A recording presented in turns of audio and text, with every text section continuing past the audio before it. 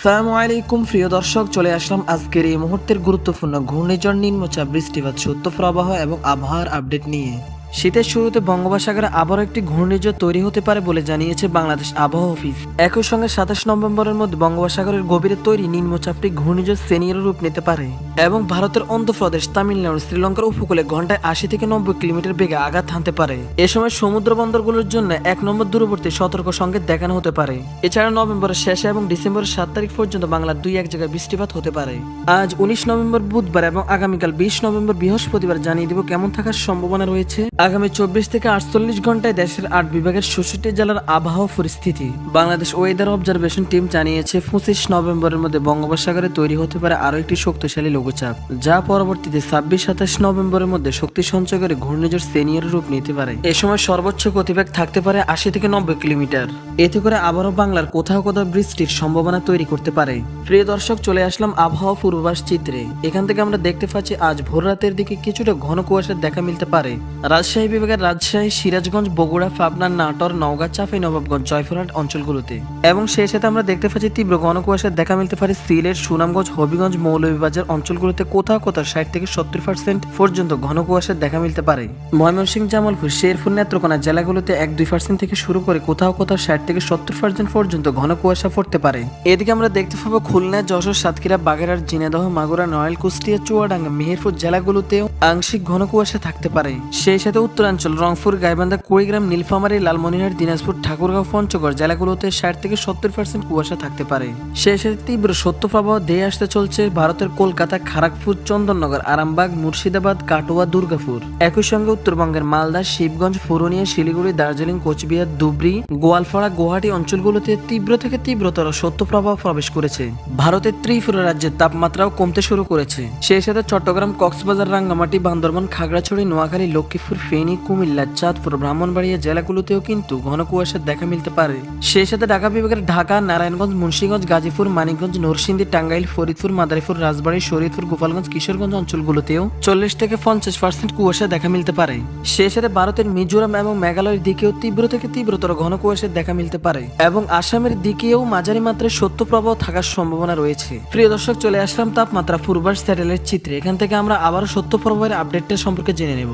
ঢাকা বিভাগে দেখতে পাচ্ছি ঢাকা, নারায়ণগঞ্জ, মুন্সিগঞ্জ, গাজীপুর, মানিকগঞ্জ, নরসিংদী, টাঙ্গাইল, ফরিদপুর, রাজবাড়ী, মাদারীপুর, শরীয়তপুর, গোপালগঞ্জ, কিশোরগঞ্জ জেলাগুলোতে সর্বনিম্ন তাপমাত্রা 16 ডিগ্রি সেলসিয়াসে চলে আসার সম্ভাবনা রয়েছে। এছাড়া ভোর রাতের দিকে সর্বনিম্ন তাপমাত্রা থাকতে পারে বরিশাল, পটুয়াখালী, ভোলা, বরগুনা, জালুঘাটি, ফিরোজপুর অঞ্চলগুলোতেও 17 থেকে 18 ডিগ্রি থাকতে পারে। এদিকে খুলনা, যশোর, সাতক্ষীরা, বাগেরহাট, ঝিনাইদহ, মাগুরা, নড়াইল, কুষ্টিয়া, চুয়াডাঙ্গা, মেহেরপুর এই অঞ্চলগুলোতে আমরা সর্বনিম্ন তাপমাত্রা 16 ডিগ্রির নিচে চলে আসার সম্ভাবনা দেখতে পাচ্ছি ভোর রাতের দিকে। এবং আমরা দেখতে পাচ্ছি ভারতের কলকাতা, খড়গপুর, চন্দননগর, আরামবাগ, এদিকে রয়েছে মুর্শিদাবাদ, কাটোয়া, দুর্গাপুর এই অঞ্চলগুলোতে কিন্তু কোথাও কোথাও তাপমাত্রা ব্যাপক হারে কমে যেতে পারে। উত্তরাঞ্চল শিলিগুড়ি, দার্জিলিং, কোচবিহার, গোয়ালপাড়া, গুয়াহাটি, ধুবড়ী, তুরা এই অঞ্চলগুলোতেও তাপমাত্রা ব্যাপক হারে কমে যাওয়ার সম্ভাবনা রয়েছে।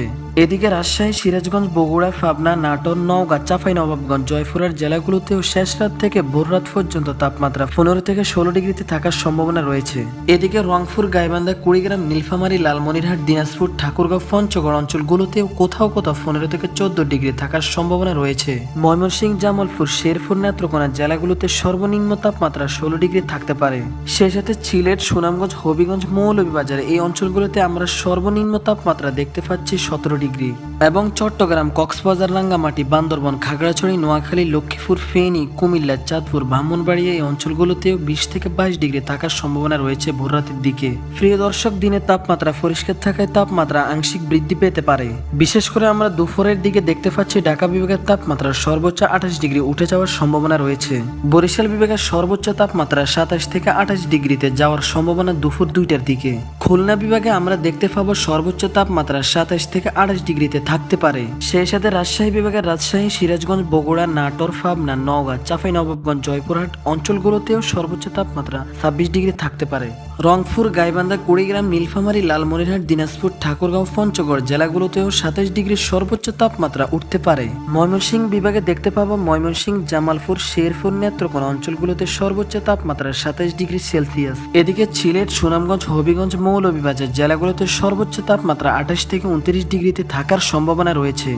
ভারতের ত্রিপুরা রাজ্য আগরতলা, আমবাসা, উদয়পুর অঞ্চলগুলোতেও সর্বোচ্চ তাপমাত্রা 30 ডিগ্রি সেলসিয়াস থাকতে পারে। দুপুরের দিকে দেখতে পাবো চট্টগ্রাম, কক্সবাজার, রাঙ্গামাটি, বান্দরবন, খাগড়াছড়ি, নোয়াখালী, লক্ষ্মীপুর, ফেনী, কুমিল্লা, চাঁদপুর অঞ্চলগুলোতে সর্বোচ্চ তাপমাত্রা 27 ডিগ্রি থাকতে পারে। এদিকে আমরা দেখতে পাবো ভারতের কলকাতা, খড়গপুর, চন্দননগর, আরামবাগ, মুর্শিদাবাদ, কাটোয়া, দুর্গাপুর 25 থেকে 26 ডিগ্রি তাপমাত্রা থাকতে পারে। এদিকে মিজোরাম এবং মেঘালয়ের দিকে দেখতে পাবো সর্বোচ্চ 15 ডিগ্রি সেলসিয়াস থাকার সম্ভাবনা রয়েছে। এই মুহূর্তে ইউরোপিয়ান ভূ-উপগ্রহ স্যাটেলাইট চিত্র থেকে আমরা দেখতে পাচ্ছি বাংলার আকাশ একেবারেই পরিষ্কার, কোথাও কিন্তু মেঘমালা নেই। দুই এক জায়গায় অস্থায়ীভাবে সাদা মেঘ দেখা যাচ্ছে। তবে এই মেঘের কারণে কিন্তু সূর্যের আলো বাধাগ্রস্ত হবে না, তীব্র রৌদ্রোজ্জ্বল আকাশ থাকতে পারে।